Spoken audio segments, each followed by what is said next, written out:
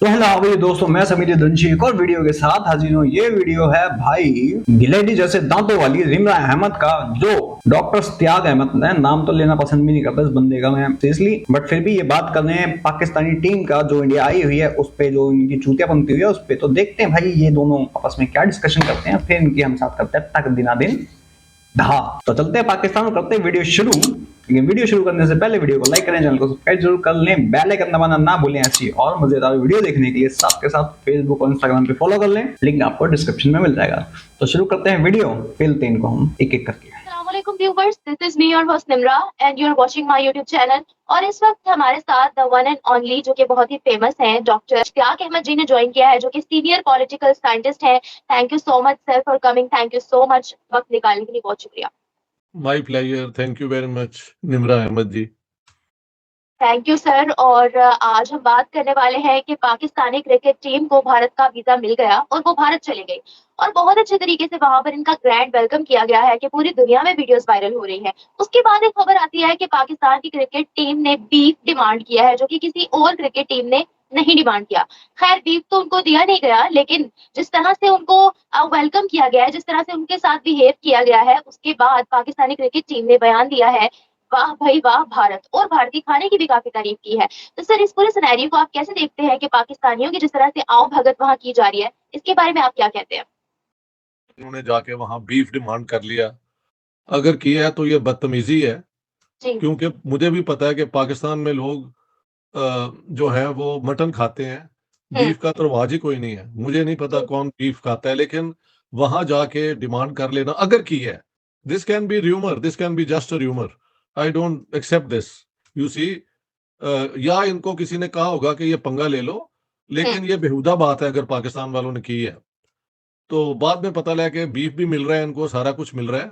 So I don't know why this should be, ये इतनी shameful बात है कि बीफ। हाँ तो भाई साहब, आपको यकीन भी नहीं होगा अंकल, आपको क्यों यकीन होगा? आपका प्रोपेगेंडा जो है, आप 10 बातें करोगे फिर 20 बातें गलत बताओगे। तुम्हारे पूरे इंटरनेशनल, तुम्हारे मीडिया के अंदर पूरा चल रहा है कि पाकिस्तानी क्रिकेटर को बीफ नहीं मिल रहा, उनकी प्रोटीन लेस हो रही है, उनकी गांड फटी पड़ी है, वो उठ नहीं पा रहे हैं, बवासीर हो गई है उनको। और तुम्हारे किसी क्रिकेटर नहीं बोला था, ये ऑथेंटिक न्यूज है। किसी ने उनको ऐसा बोला होगा? अरे किसी ने कुछ नहीं बोला। तुम्हारे क्रिकेटर सारे भी तुम लोगों की मेंटेलिटी वाले ही हैं। अगर नहीं याद तो याद दिला दो, श्रीलंकन टीम के बंदे को तुम्हारे क्रिकेटर बंदे ने ये बोला था कि मुसलमान बन जा, ऑन ग्राउंड, ऑन रिकॉर्ड है ये। तो तुम लोगों की इतनी गंदी बेइज्जती हुई थी जाहिलो। तो उनको कोई सिखाने वाला नहीं है, वो पहले बचपन से सिखाया जाता है उनको, ये चीज उनके कानों में भरी जा रही है ये। और अच्छा, डिफेंड करने की जरूरत नहीं है, तुम भी उसी कैटेगरी में आते हो, तुम्हें भी देखा है मैंने। हम आज क्रिकेट की बात शुरू कर रहे हैं तो बहुत बेहूदगी है, तो ये शर्मनाक बात है। दोनों चीजें हो सकती हैं, ठीक है, लेकिन हमें उनके साथ जो गए हुए हैं साइकोलॉजिस्ट मैक्स बाबरी, वो मेरे बड़े अच्छे दोस्त हैं। और मेरे ख्याल से उनके होते हुए इस किस्म की बेहुदा बात कोई करनी तो नहीं चाहिए किसी को, बट वी नेवर नो, किसी के मुंह से इस किस्म की अगर बात निकल गई हो तो that is to be regretted, मैं समझता हूँ। हाँ तो नाम क्या उसका? बाबरी ना? तो वो कौन सा दूध का धुला होगा? वो कौन सा दूध का धुला होगा? इतनी मैं गारंटी के साथ कह रहा हूँ कि यहाँ ये गंद मचा के जाएंगे। पाकिस्तान जाते के साथ ही जैसे बिलावल भुट्टो गया था ना वहां पे हगरा था, वैसे ये भी हगना चालू कर देंगे साले। और चच्चा बात सुन लो, जैसे तुम हो ना, तुम्हारा वो बाबरी भी ऐसे ही होगा। हाँ तो पाकिस्तानी ना वो भी, तो मुंह से हगने की तो रिवायत है तुम लोगों की। थोड़ी सी अच्छी बातें करोगे, हाँ कुछ लोग पड़ जाएंगे, ओ हो भाई साहब क्या बात कर रहे हो आप, बाद में फिर हग देंगे जिस थाली में खाएंगे। लेकिन जैसे मैंने देखा है आपके प्रोग्राम से पहले जो वीडियो क्लिप्स आ रहे हैं, तो वहां पे तो बहुत वार्म वेलकम किया जा रहा है, जितने लोग वहां पे उनको वेलकम करने के लिए आए हुए हैं। और अब सुना है कि पाकिस्तानी क्रिकेट टीम कह रही है कि हमें बहुत अच्छा इस्तकबाल मिला है। सो आई डोंट नो कि ये ये इसमें सच क्या है झूठ क्या है। सच तो ये है कि बहुत जबरदस्त वेलकम किया गया है। ये तो आप वो देख सकते हैं, सारी जो ये क्लिप्स हैं। इसमें इसने दो बातें कर दी, सच क्या है झूठ क्या है। वार्म वेलकम किया गया, इसके अंदर सच क्या है झूठ क्या है। जबरदस्त क्लिप आई है भाई साहब, ये बंदा अपना प्रोपेगेंडा पूरा चलाता है ये, और हमारे इंडिया में बैठे लोग समझ नहीं सकते। अभी आगे आगे देखो ये क्या क्या बोलता है। बिल्कुल सर, पाकिस्तान और भारत की इतनी ज्यादा कॉम्प्लिकेशंस हैं कि पूरी दुनिया जानती है कि हमारे ताल्लुकात आपस में कितने खराब है, और हमें तो वीजा भी नहीं मिल रहा था। फिर पीसीबी ने आईसीसी को लेटर लिखा, उसके बाद वीजा इशू किए गए, फिर उसके बाद बड़ा ग्रैंड वेलकम के भगवा पहनाया जा रहा है, गंगा जल छिड़का गया है। और इवन जिस बस में हमारे खिलाड़ी बैठे हैं, वहां के ड्राइवर ने बड़ा जबरदस्त तरीके से हमारे खिलाड़ियों को ट्रीट किया है। तो सर, आपको क्या लगता है चलिए मसले मसाइल अपनी जगह है, लेकिन जिस तरह से ये सारी ओ गिलहरी, कौन सा गंगा जल छिड़का गया बे? कुछ भी बोलती है क्या? ये पाकिस्तानी सब के सब साले कोई ना कोई न्यूज चूतिया वाली है। कौन सा गंगा जल छिड़का गया? मुझे तो पता नहीं लगा भाई। मतलब तुम सैफरॉन को तुमने उसको भगवा बोल दिया। भगवे की पता है इज्जत क्या है? औकात नहीं तुम लोगों की भगवा पहनने की। ऑरेंज सिर्फ भगवा नहीं है, उसको एक पद्धति मिलती है। उसको जब जब धारण करता है ना कोई इंसान, तो उसको भगवा जब कहलाता जब है, जब कोई साधु संत कोई पूजा पे बैठे तब वो कहलाता है भगवा, नहीं तो सिर्फ सैफरॉन। और उसमें सिर्फ सैफरॉन ही नहीं था, उसमें ब्लू भी था, ग्रीन भी था। तो दांत की दुकान, बुद्धि घुटनों में जो है घुटने की थोड़ी सी फाड़ ले, थोड़ी हवा लगेगी वहां पे। तो कोई गंगा जल छिड़का हुआ इनके ऊपर, ठीक है ना? कुछ भी बकचोदी, कुछ भी प्रोपेगेंडा चला रहे हैं यार ये तो। एक वो है शोएब चौधरी, लिखता है कि मैं वर्ल्ड कप देखने आ रहा हूँ, और निकलता है पता नहीं वीजा नहीं मिला, मैं आखिरी में बताऊंगा इसका। आखिरी में कहता जी हमें किसी को वीजा नहीं मिला है। टाइटल लिख दिया कि मैं वर्ल्ड कप देखने आ रहा हूँ, मैं कब आऊंगा वर्ल्ड कप के लिए। और भाई साहब को 1 मिलियन, वाह वाह वाह, शाबाश हमारे इंडियन, शाबाश। और ये दांत की दुकान, और एक ऊपर वो सनमदद, उस पर श्री राम लिखा हुआ, जय श्री राम। कहीं कुछ नहीं लिखा हुआ भाई साहब। चीजें हमारे लिए की गई हैं, आपको नहीं लगता कि ये थोड़े से रिलेशनशिप बेहतर होने की तरफ आ गए हैं? उम्मीद तो यही है कि ये बेहतर ताल्लुकात की तरफ आ रहे हैं। बात यह है कि मैंने 1955 में India Pakistan test match Lahore में सारे दिन देखा है, और बड़ी दोस्ती होती थी प्लेयर्स की, और सारा कुछ ये माहौल बिल्कुल ठीक था। और काफी देर तक यही रहा है। जब पुराने लाहौर के क्रिकेटर वहां पे, लाला अमरनाथ जो लाहौर से गए हुए थे, उनके 2 बेटे सुरेंद्र नाथ और मोहिंदर नाथ उनके बाद में बैट्समैन बने, ये सारे ताल्लुकात ठीक थे। ये मगर जहाँ पे सियासत आ जाती है वहां पे स्पोर्ट्स का भी बुरा हाल हो जाता है।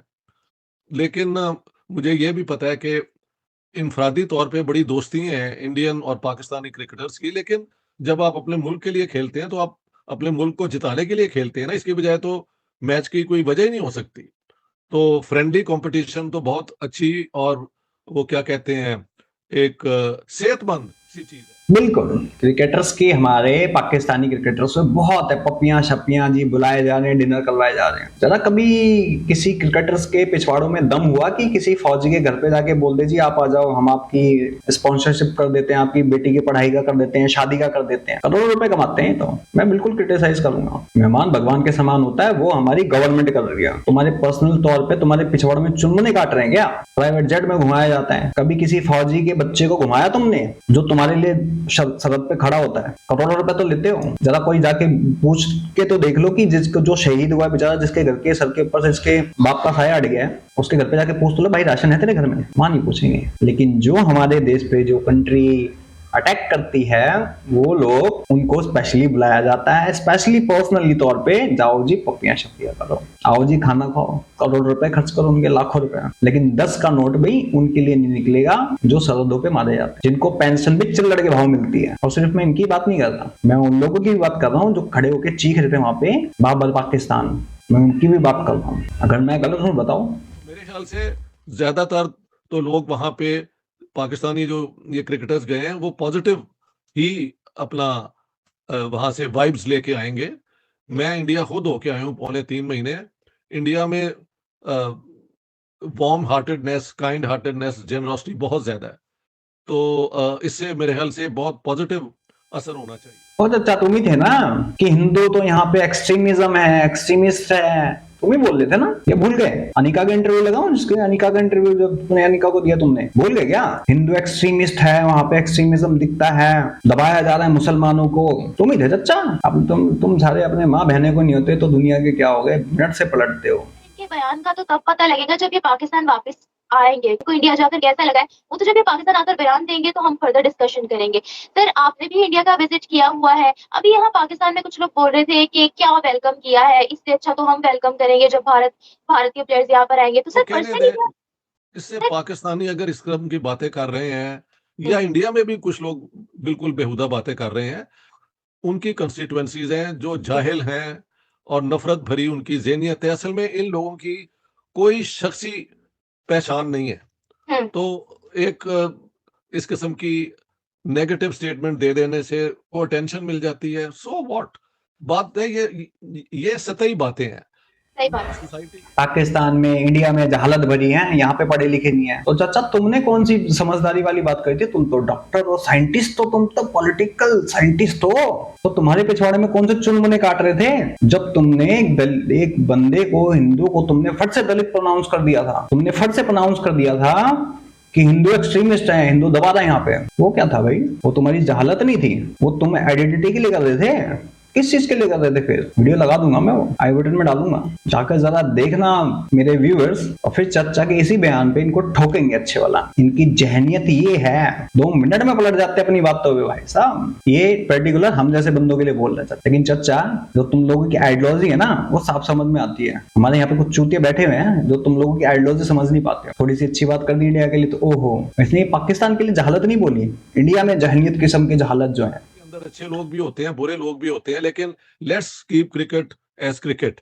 जो टीम अच्छी होगी वही जीते, मैं तो ये समझता हूँ। जाहिर है पाकिस्तान के साथ मेरी सिंपैथी तो नेचुरल है, लेकिन कोई मैं इंडिया दुश्मनी के लिए तो क्रिकेट का सपोर्टर नहीं हूं। मैं तो बचपन से क्रिकेट देखता आ रहा हूं। तो ये नेचुरल चीजें हैं कि आप अपने मुल्क की टीम को बैकअप करते हैं, और इंडिया जो है वो अपनी टीम को करेगा, लेकिन जो जीत जाएगा उसको हमको मानना पड़ेगा। ये कौन सी बड़ी बात है? तंग नजर बातें करने का कोई फायदा नहीं होता। तो आप देखें वहां पे दोस्तियां कायम हो जाएंगी, एक दूसरे को लोग मिलेंगे। बाद में इनफरादी तौर पे पता लगेगा कौन क्या बात करता है। विराट कोहली साहब को मैंने 2-3 दफा सुना है, बहुत पढ़े लिखे एनलाइटेंड आदमी है, मैं समझता हूँ। तो इंडियन टीम में इस किस्म के लोग भी हैं, हमारी तरफ भी। मुझे यकीन है कि ये हमारे अवर प्लेयर्स